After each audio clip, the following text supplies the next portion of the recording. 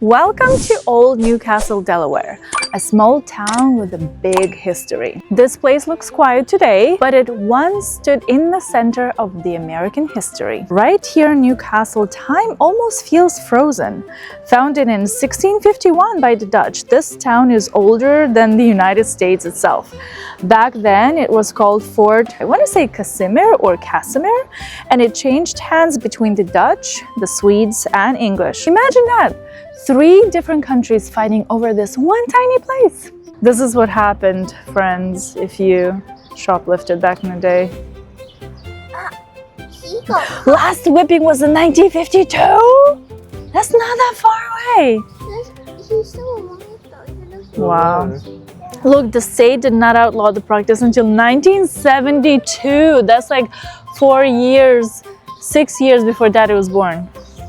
But here's where things get really interesting. Inside the Newcastle Courthouse Museum, Delaware made a bold decision in 1776. It didn't just break away from Great Britain, it also broke away from Pennsylvania. Therefore, Delaware got its famous nickname, the First State. But history isn't just something you look at, it's something you can taste. Welcome to Jessop's Tavern, one of the most unique dining spots in Delaware. This isn't just a restaurant, it is a step back in the 1700s, so let's go and have lunch together. This place truly lives up to its tavern/pub name because it was so loud that even our fancy microphone couldn't cancel the noise. So don't pay attention to what our mouths are saying. This is the voiceover takeover. Jessop's Tavern is themed like a colonial-era pub, and it is inspired by the cultures that once ruled this town: the English, the Swedes, and the Dutch. The food tells a story too. You'll be able to find traditional dishes like Swedish meatloaf, a take on Swedish meatballs, I guess, shepherd's pie, pot pie, and a lot of other hearty meals. It's comforting, but with a side of history. Fun fact, the building itself actually dates back to the 18th century, making your dining experience part of the town's history. One of us got some non-alcoholic beer, and we like that the beer glass matches the bottle. It's just so cute, such a cute little gnome. This is a Belgian near beer, as they call it, and it tastes a bit watered down, but it does have refreshing notes of fruit and light spices. You know, ChatGPT told us that the waiters here wear colonial-era outfits, and they do not, so we feel a little bit light too. We got an order of the skipjack shrimp and the smorgasbord without the sausage because we don't eat pork. We also got a lobster pot pie, the Battery Park burger, and the Bunker Hill beef sandwich, which comes with a side of jus.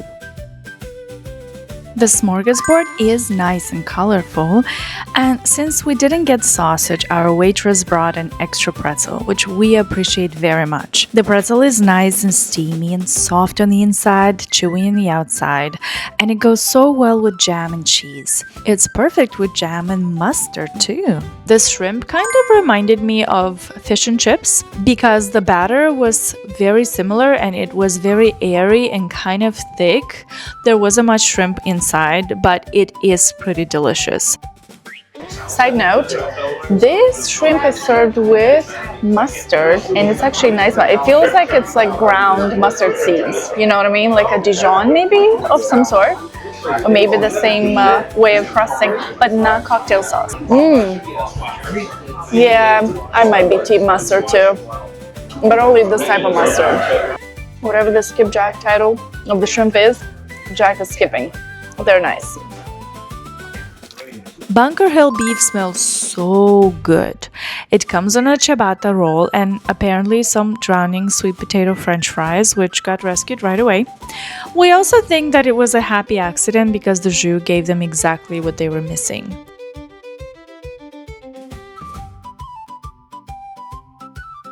The Battery Park burger is so gorgeous, so beautiful. The metal plates are so cute and they truly made us think of dishes for dolls. And here's the big reveal. I asked for a medium well, and it seems they erred on the side of well done, but that's not a problem. I've dipped it in the jus later, and it was just what it needed. I wish the onions were just a bit thinner because they were a bit overpowering, but the burger itself was very nice and juicy with the crisp outer layer. There's something about blue cheese and beef that's just such a lovely pairing. The lobster pot pie is in the house, and it is perfect for a seafood fan like our daddy.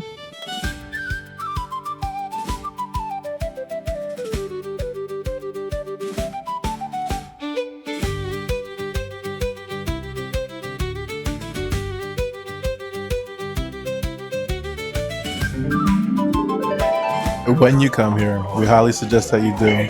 Try the pot pies. Never done eating, recommend it. Delicious and scrumptious.